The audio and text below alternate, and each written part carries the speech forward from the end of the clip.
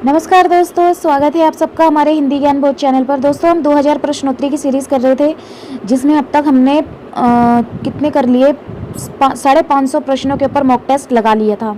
तो आज हम 551 से 600 तक प्रश्न करेंगे, यानी आज भी 50 प्रश्न करेंगे। तो आप अपनी ईमानदारी से मार्क्स बताना, आज के मॉक टेस्ट में आपके कितने मार्क्स आए, कमेंट सेशन में कमेंट करके।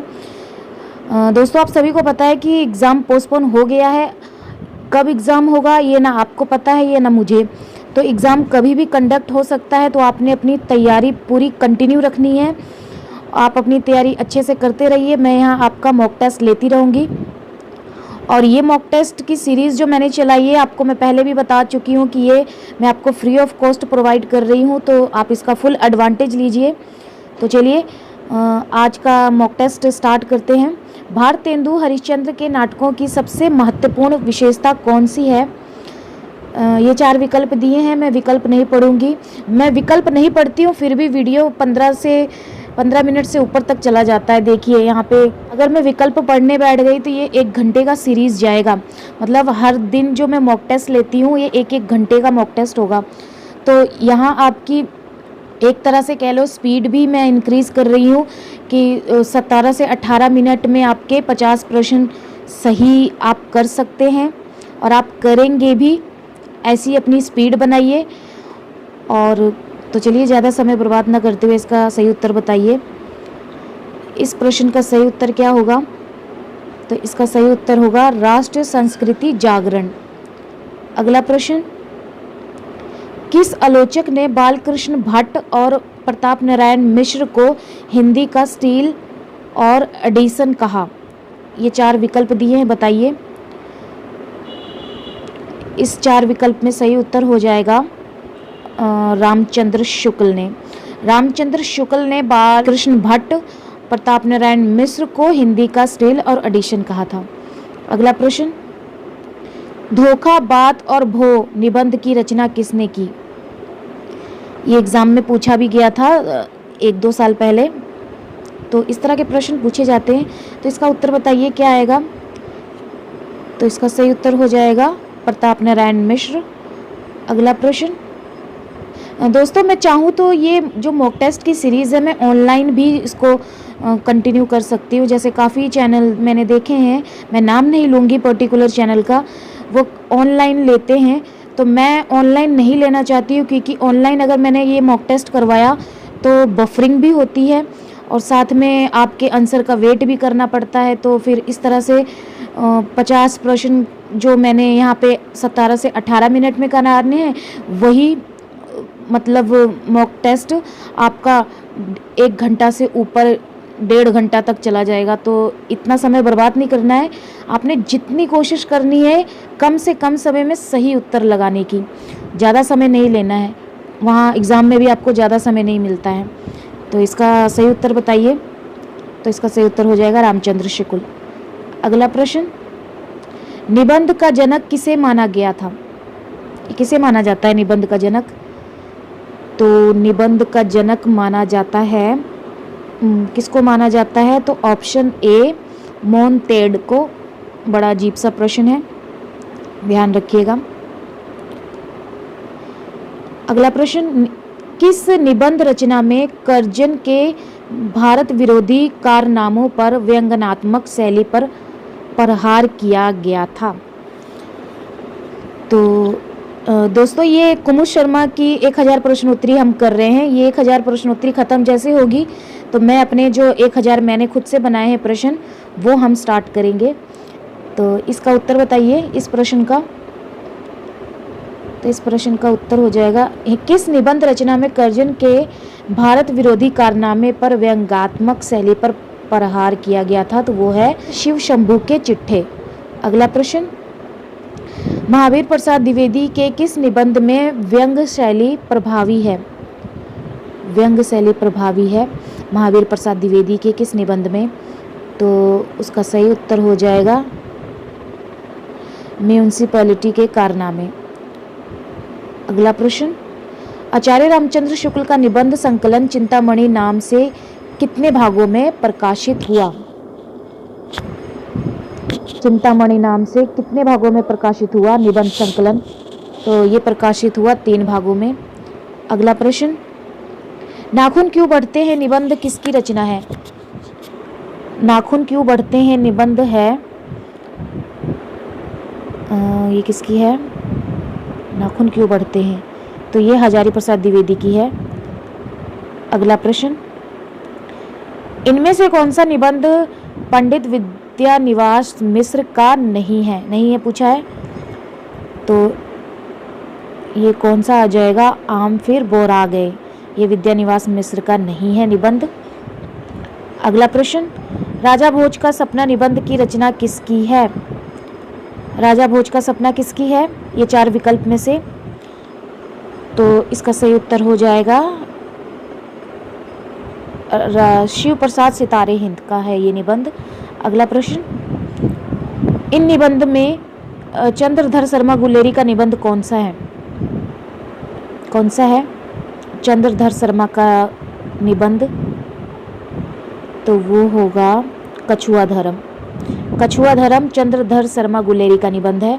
अगला प्रश्न, खड़ी बोली निबंधों के भीतर से अवधी, बैसवाड़ी या ब्रज भाषा के माधुर्य की झलक किस युग के निबंधों में मिलती है? तो इसका उत्तर बताइए। तो इसका सही उत्तर हो जाएगा 4 विकल्प में से भारतेंदु युग। अगला प्रश्न, रामचंद्र शुक्ल के उत्साह, करुणा, घृणा और लज्जा शीर्षक निबंध किस श्रेणी में आते हैं? किस श्रेणी में आते हैं रामचंद्र शुक्ल के उत्साह, करुणा, घृणा, लज्जा शीर्षक निबंध? तो ये आते हैं मनोविकार संबंधी श्रेणी में। अगला प्रश्न, अशोक के फूल निबंध संग्रह किसका है? किसका है अशोक का फूल?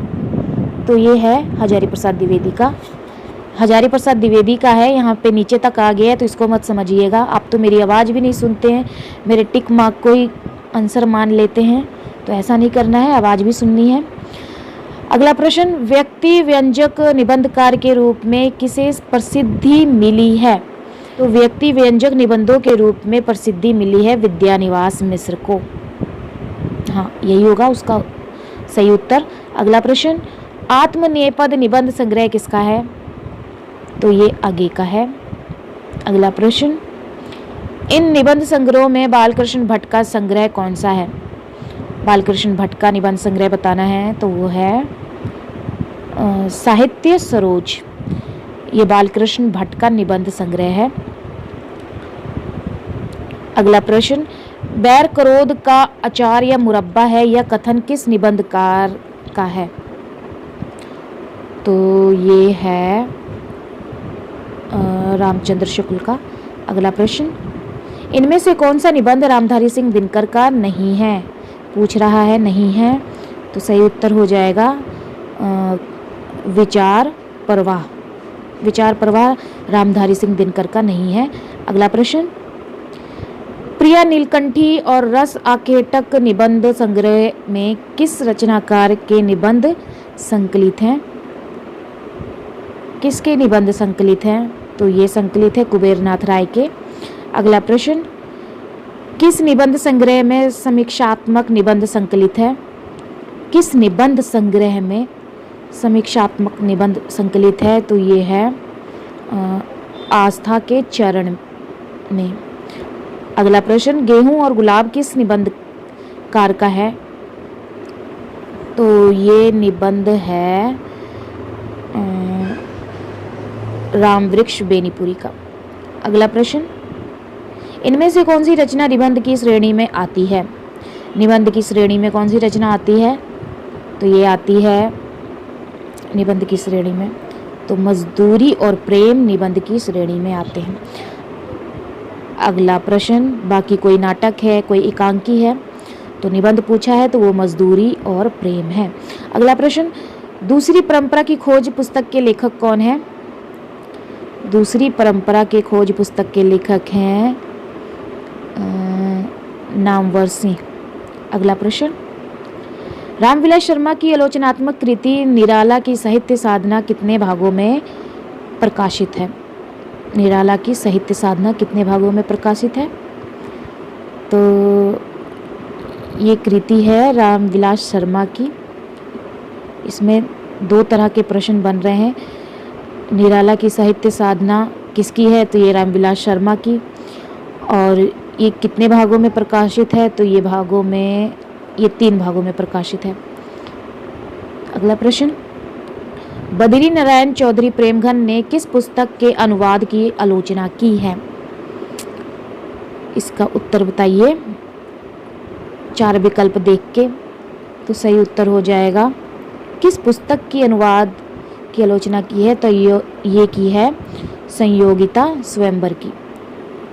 अगला प्रश्न, चंद्रधर शर्मा गुलेरी ने आलोचना पर आधारित कौन सा पत्र जयपुर से निकाला? आलोचना पर आधारित कौन सा पत्र जयपुर से निकाला था चंद्रधर शर्मा गुलेरी ने? तो ये निकाला था समालोचक। अगला प्रश्न, कविता क्या है शीर्षक निबंध किसका है? किसका है ये? कविता क्या है? तो ये है रामचंद्र शुक्ल का। अगला प्रश्न, इन आलोचकों में से किसने कबीर पर आलोचनात्मक पुस्तक लिखी? किसने लिखी कबीर के ऊपर आलोचनात्मक पुस्तक? तो ये लिखी है हजारी प्रसाद द्विवेदी ने।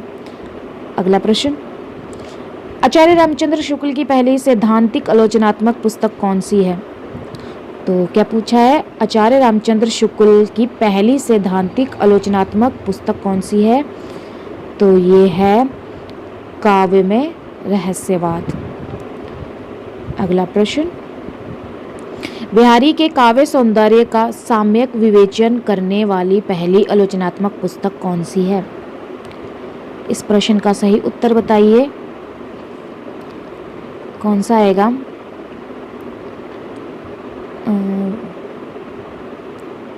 बिहारी की वाग्य विभूति, ये इसका विकल्प सी इसका सही उत्तर होगा।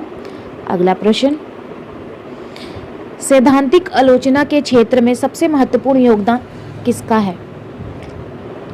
किसका योगदान है सैद्धांतिक आलोचना के क्षेत्र में महत्वपूर्ण योगदान किसका है? तो ये योगदान है महत्वपूर्ण रामचंद्र शुक्ल का।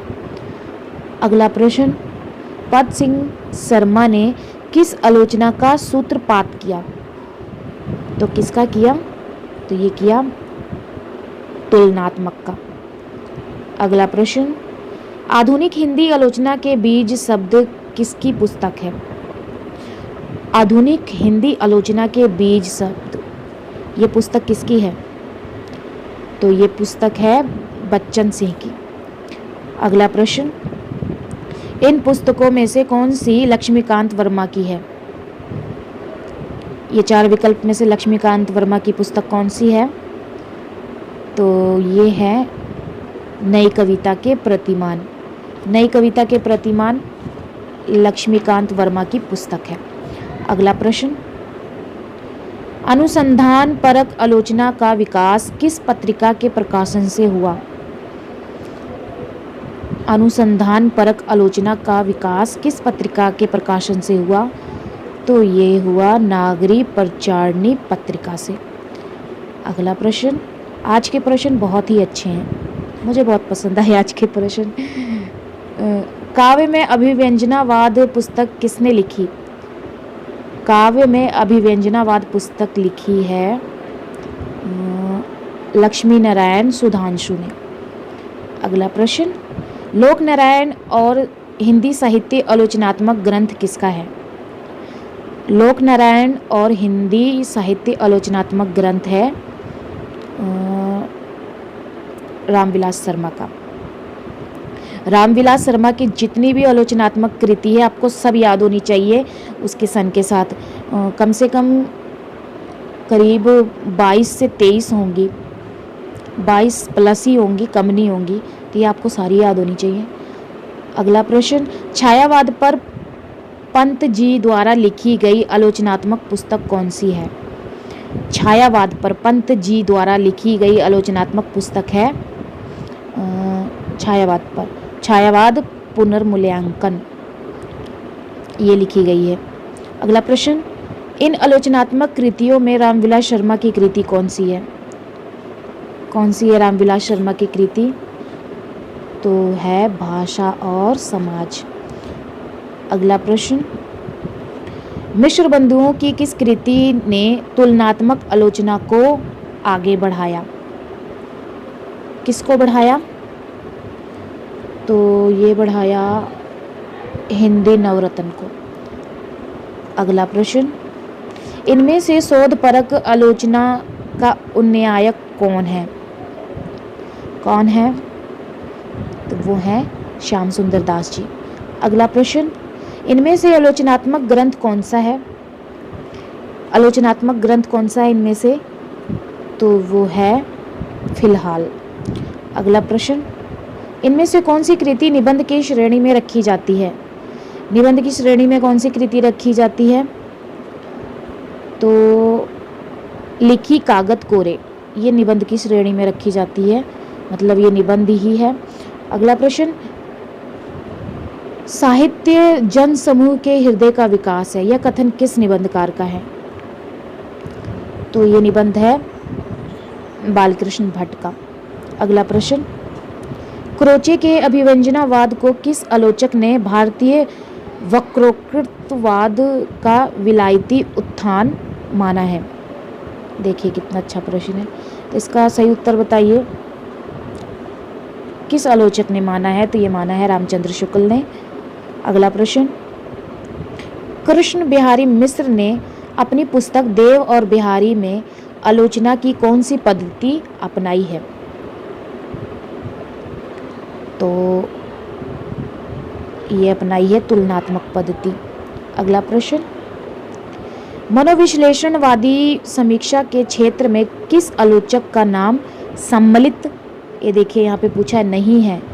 क्वेश्चन अच्छे से पढ़ना है, कई बार क्वेश्चन एक्साइटमेंट में गलत पढ़ के उसका गलत ही उत्तर दे देते हैं, तो हमें सही पढ़ के सही उत्तर लगाना है। तो इसका सही उत्तर हो जाएगा विजय देव नारायण शाही। अगला प्रश्न अब आ रहा है रेखाचित्र और संस्मरण से, ये आखिरी प्रश्न है। सुधा में इलाचंद्र जोशी का संस्मरण किस शीर्षक से प्रकाशित हुआ? तो किस शीर्षक से प्रकाशित हुआ? तो ये हुआ मेरी प्राथमिक जीवन की स्मृतियाँ। तो ये थे आज के 50 प्रश्न। आपके कितने सही हुए मुझे कमेंट सेक्शन में कमेंट करके ईमानदारी से ज़रूर बताना है। मुझे लगता है जो गिने चुने हैं वही अच्छे से सीरियस होके मॉक टेस्ट दे रहे हैं, बाकी तो मुझे लगता है ऐसे ही देख के छोड़ देते हैं, वो मॉक टेस्ट नहीं देते। तो आप ईमानदारी से दीजिए, तभी मैं आगे लेकर आऊँगी, नहीं तो फिर मुझे नहीं लगता ये मुझे 5000 प्रश्न उत्तरी की सीरीज़ टॉपिक वाइज चलानी चाहिए। तो चलिए फिर मिलते हैं एक नए वीडियो में एक नए टॉपिक के साथ। और आप अगर हमारे टेलीग्राम चैनल और व्हाट्सएप ग्रुप के साथ जुड़ना चाहते हैं तो डिस्क्रिप्शन में मैंने उसका लिंक दे रखा है, वहाँ से आप क्लिक होकर जुड़ सकते हैं। तो चलिए फिर मिलते हैं एक नए वीडियो में एक नए टॉपिक के साथ। धन्यवाद।